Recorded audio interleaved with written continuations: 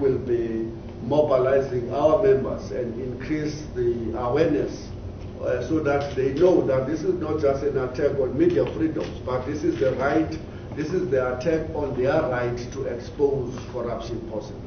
What should the media do in the meantime?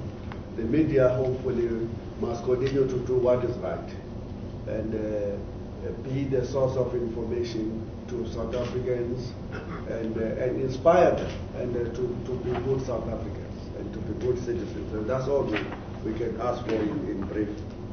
And thirdly, will we approach the ANC? Yes. In fact, we have already done so, formally and informally, to say that we must have a discussion.